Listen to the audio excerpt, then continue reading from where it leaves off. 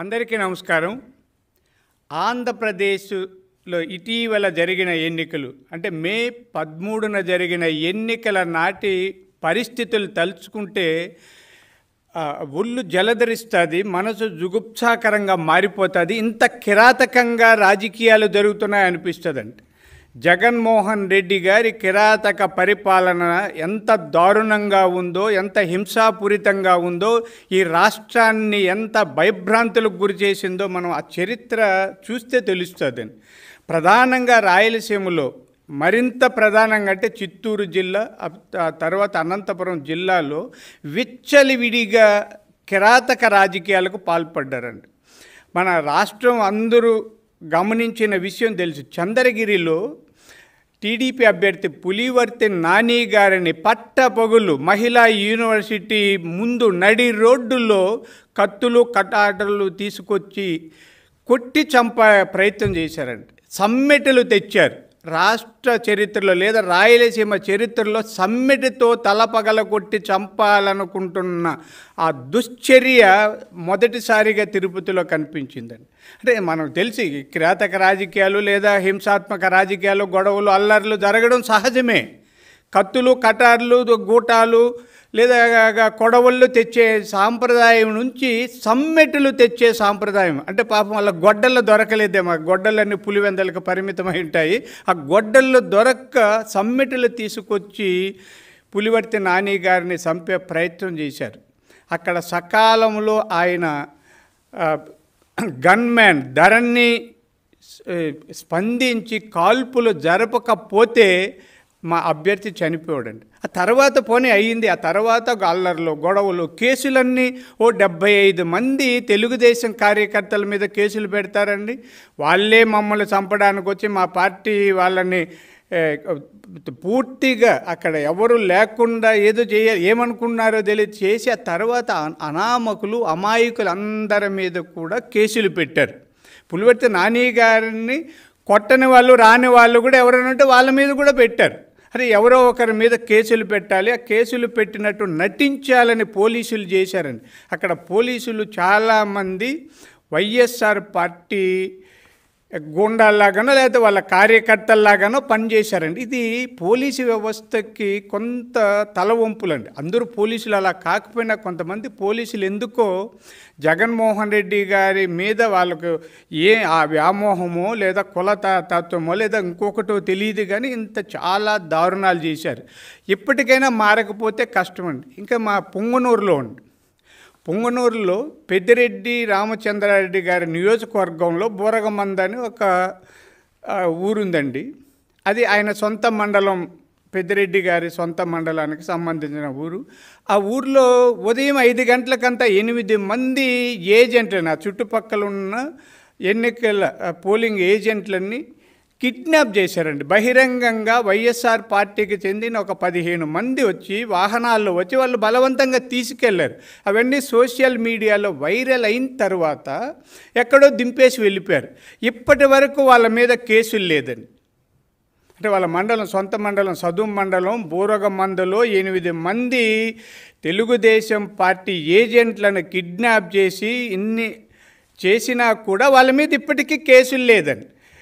దాని మీద అక్కడ చల్లాబాబు అంటే చల్లా రామకృష్ణారెడ్డి గారు అభ్యర్థి కంప్లైంట్ చేశారు. మాజీ ముఖ్యమంత్రి నల్లారి కిరణ్ కుమార్ రెడ్డి గారు కూడా ముందు నుంచి హెచ్చరిస్తున్నారు. దాని మీద కంప్లైంట్ చేశారు. ఆయన ఎంపీ అభ్యర్థి, ఈయన ఎమ్మెల్యే అభ్యర్థి. అంటే ఒక మాజీ ముఖ్యమంత్రి చేసిన ఫిర్యాదులు కూడా బొట్ట దాఖలు చేసి కేసులు పెట్టలేదంటే అక్కడ ఉన్న పోలీసులు ఏమనాలి చెప్పండి. మనకు తెలుసు అంతకుముందు పొంగనూరులో చంద్రబాబు నాయుడు గారు ఊరిక ఆ ఏరియాలో పాదయాత్రగా నడిచి వస్తే అక్కడ పర్యటిస్తే రాళ్లతో కొట్టి తప్పుడు కేసులు పెట్టి భయభ్రాంతులకు గురి చేసిన విషయం మన అందరికీ తెలుసండి.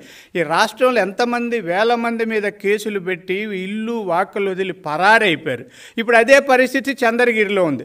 అంటే చిత్తూరు జిల్లా, ప్రశాంతంగా ఉన్న చిత్తూరు జిల్లాలో జగన్మోహన్ రెడ్డి గారు ముఖ్యమంత్రి అయిన తర్వాత పులివెందల సంస్కృతిని తీసుకొచ్చి ఇక్కడ ఆపాదించారండి. అలా అన్నీ ఈ రాష్ట్రాన్నంతా పులివెందలు చేయాలనుకున్నారు. అయితే ఆంధ్రప్రదేశ్ ప్రజలు చాలామంది, అంటే మెజారిటీ వాళ్ళు ప్రజాస్వామ్యవాదులు కాబట్టి హాయిగా కొంత ఈ ఎదుర్కొంటూ వచ్చారు, మా వైపు నిలబడ్డారు, తెలుగుదేశం పార్టీకి అధికారం కట్టబెట్టబోతున్నారండి.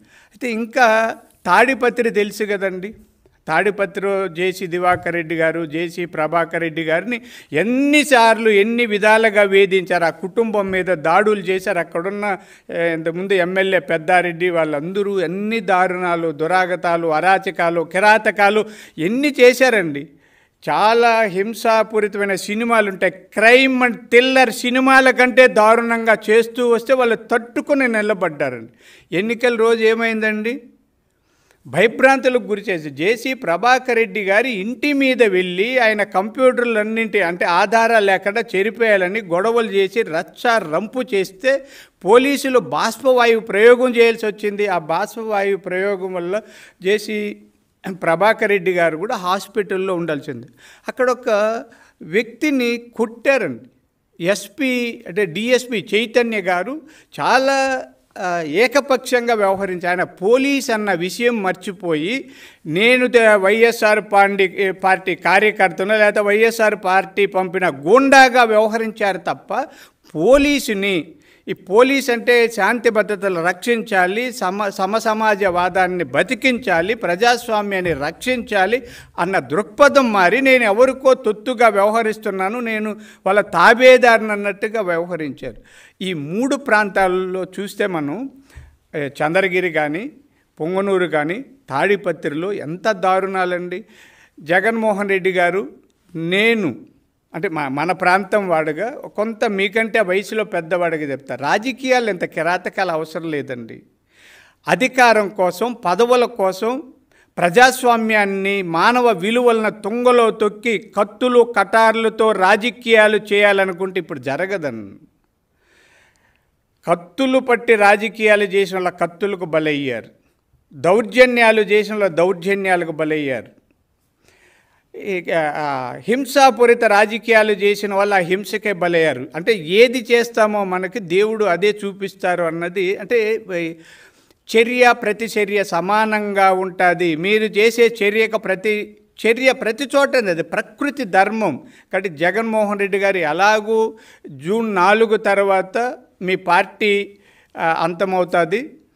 మా వర్లరామయ్య గారు చెప్పినట్టుగా మీ దుకాణం బంద్ కాక తప్పదు, మీ కొట్టు ఖాళీ చేయాలి, మీ గుడారం మూసేసుకోవాలి. ఆ తర్వాతైనా ఒకసారి రాజ్యాంగాన్ని, ప్రజాస్వామ్య విలువల్ని, మానవత్వాన్ని గురించి చదువుకొని రాజకీయ నాయకుడు ఏం చేయాలో, ఎందుకు సమాజంలో బతకాలో, సమాజాన్ని ఎలా ఉద్ధరించాలో, అభివృద్ధి అంటే ఏమిటో, పరిపాలన అంటే ఏమిటో, ఆ విధానాలు ఏమిటో ఒకసారి చదువుకోండి. మళ్ళీ భవిష్యత్తులో మీరు రాజకీయాలు వద్దని మేమేమి అనడంలే. అంటే మేము ఒక పార్టీ, తెలుగుదేశం పార్టీ రాష్ట్రంలో ఉండాలని కోరుకోరు మా చంద్రబాబు నాయుడు గారు. ఆయన ప్రజాస్వామ్య ప్రియులండి, ప్రతిపక్షాన్ని కూడా బతికించాలన్న ఉత్తమమైన వ్యక్తిత్వం ఉన్న వ్యక్తి ఆయన. కాబట్టి మిమ్మల్ని మేము మీలాగా కిరాతకాలు చేయము జగన్మోహన్ రెడ్డి గారు. మీరు మంచి వ్యక్తిగా మారి రాజకీయాలలో ఉత్తమ విలువల్ని కొనసాగించడానికి ప్రయత్నం చేయండి. ఒక పరిపుష్టమైన ప్రజాస్వామ్యాన్ని ఆంధ్రప్రదేశ్లో బతికించండి. చాలా గొప్ప వాళ్ళు పుట్టిన రాయలసీమ అండి మంది, చాలా గొప్ప వాళ్ళు. మీకు తెలుసు, మీ పక్క అనంతపురం జిల్లాకు చెందిన నీలం సంజీవ్ రెడ్డి గారు ఏకగ్రీవంగా రాష్ట్రపతి అయినారండి. అంత ఉత్తములు పుట్టిన ఈ రాయలసీమలో హింసాపూరిత రాజకీయాలని కొనసాగించకుండా కట్టి పెడితే మంచిది. మంచి మనస్తో, మంచి నడవడితో సంస్కారయుతమైన రాజకీయాలు చేయండి. అలాగే పోలీసు మహానుభావులారా, కొందరికండి, అందరూ కాదు, చాలా ఉత్తములు కూడా ఉన్నారు. మీరేదో వైఎస్ఆర్ పార్టీ కోసం బతుకుతున్నట్టు, వైఎస్ఆర్ పార్టీ వాళ్ళ ఇచ్చిన జీతం తీసుకుంటున్నట్టు, వైఎస్ఆర్ పార్టీ వాళ్ళ యూనిఫామ్ వేసుకున్నట్టు తప్పుడు కేసులు పెట్టకండి, బలైపోతారు. చాలామందికి తెలియదండి, పోలీసులు చేసే నిర్వాకాల మీద, తప్పుడు కేసుల మీద, వ్యవహారాల మీద ప్రైవేటు కేసులు వేస్తే మీకు రిటైర్మెంట్ బెనిఫిట్స్ కూడా రావన్న విషయం గుర్తుపెట్టుకోండి. ఏమైపోతుందని మీరు పెట్టే తప్పుడు కేసులతో ఏమైపోతుంది అంటే, మీరు తప్పుడు కేసులు పెట్టేస్తే ఏమన్నా ఉరిశిక్ష వేసేస్తారా? వద్దండి, ధర్మాన్ని రక్షించండి. ఆ ధర్మం మిమ్మల్ని రక్షిస్తుంది. అలా కాకుండా అధర్మంగా, అన్యాయంగా, అక్రమంగా, కిరాతకంగా, దురాగతంగా ప్రయత్నాలు చేస్తే మీ చరిత్ర అలాగే ముగిసిపోతుందన్న విషయాన్ని గుర్తించి మార్పుకు స్వీకారం చుట్టాలని నా విజ్ఞప్తి అండి. ఇప్పుడు మా రాష్ట్ర కార్యదర్శి సూరా సుధాకర్ రెడ్డి గారు మాట్లాడతారు. అందరికీ నమస్కారం. ఈనాడు దేశ చరిత్రలోనే స్వతంత్రం వచ్చిన తర్వాత ఒక ఎన్నికల విధానం కాకుండా వ్యక్తిగత విధానంగా మార్చిన ఘనత ఈ రాష్ట్ర ముఖ్యమంత్రి జగన్మోహన్ రెడ్డిగా చెందింది. ప్రజాస్వామ్యంలో గతంలో భారతదేశం రాజ్యాంగాన్ని తీసుకురావటానికి పెద్దలు గాంధీ లాంటి మహాత్మావాదులు అందరూ కూడా స్వతంత్రం కోసం పోరాటం చేసి, అంబేద్కర్ లాంటి వ్యక్తులు రాజ్యాంగం రచించి, రాజ్యాంగంలో ఒక ప్రజాస్వామ్య విలువలంటే ఏమి, ప్రజలు ఓటేసే విధానం ఏంటి, ప్రజల అభిప్రాయాన్ని వ్యక్తీకరించడానికి ప్రతి 5 సంవత్సరాలకు ఎన్నికలు జరిపి ప్రజల అభిప్రాయాల మేరకు ప్రభుత్వం నడపాలని ఆలోచన చేసుకొచ్చిన విధానానికి జగన్మోహన్ రెడ్డి పూర్తిగా వ్యతిరేకంగా రాజ్యాంగం లేదు, ప్రజలు లేరు, ప్రభుత్వాలు లేవు, నేనే ప్రభుత్వము, నేనే రాజ్యాంగము, నేనే రాజును అనే ఒక కొత్త నిర్వచనం తీసుకొచ్చి ఈనాడు తిరుపతి లాంటి ఒక శాంతిముఖ ప్రదేశంలో ఈనాడు దౌర్జన్యాలు చేసి ఈరోజు ఒక బుల్లెట్ ద్వారా శాసించాల్సిన పరిస్థితిని తీసుకొచ్చారంటే దానికి జగన్మోహన్ రెడ్డి గారు ప్రజలకు జవాబు చెప్పాల్సిన అవసరం ఉంది. ఒక్క తిరుపతి కాదు, పులివెందులలో తెలియదు, పులిచెర్లో కానీ, ఏదనుకోండి పొంగునూరులో కానీ, తాడిపత్రిలో కానీ, అలాగే కాళహస్తిలో కానీ, ఎక్కడికైనా సరే నియోజకవర్గాలు అన్నింటిలో కూడా 175 నియోజకవర్గాలు ఉంటే ముఖ్యంగా రాయలసీమ ప్రాంతాల్లో ప్రతిరోజు ప్రతి నిమిషం కూడా ప్రజలు భయప్రాంతం చేసి ప్రజలు అర్థంగా మేము ఎక్కడున్నాము, మా యొక్క ఆలోచన విధానం ఏంటి, మా ఆలోచన వ్యక్తీకరించే ఇప్పుడు అర్థంగా మాకు అవకాశం లేదా, ప్రజలు ఇప్పుడు భయప్రాంతం చేసి నిరంతరము ప్రభుత్వ గుట్లు ప్రజలను పెట్టుకొని ప్రజల యొక్క ఆలోచన విధానానికి వ్యతిరేకంగా పరిపాలించిన మహానుభావుడు ఈ యొక్క చెప్పిన జగన్మోహన్ రెడ్డి గారు. అతని విధానానికి వ్యతిరేకంగా ఈరోజు మే 13వ తేదీన ప్రజలందరూ కూడా నిశ్శబ్ద విప్లవం ద్వారా ప్రజల యొక్క ఓటును ఉపయోగించి జగన్మోహన్ రెడ్డి గారిని భారతదేశ చరిత్రలోనే, ఆంధ్ర రాష్ట్ర యొక్క చరిత్రలోనే ఎన్నడూ లేని విధంగా పదవీచ్యుతం చేసి ప్రజలంటే ఏమిటి, ప్రజలు ఏ విధంగా ప్రభుత్వాన్ని ఎన్నుకుంటారనే ఒక గొప్ప నిర్వచనాన్ని, తొలి ఆలోచనలను తీసుకురాబోతున్నారు.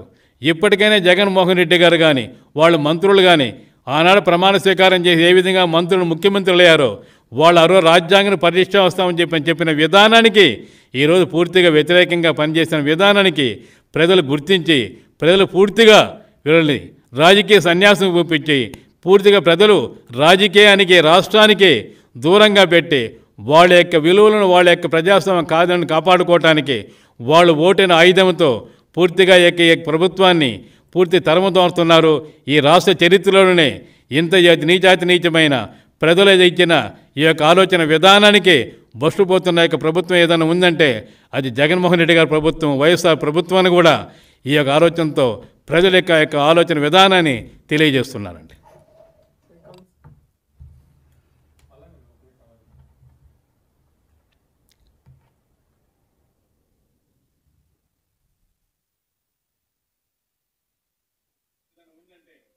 జగన్మోహన్ రెడ్డి గారి ప్రభుత్వం, వైఎస్ఆర్ ప్రభుత్వాన్ని కూడా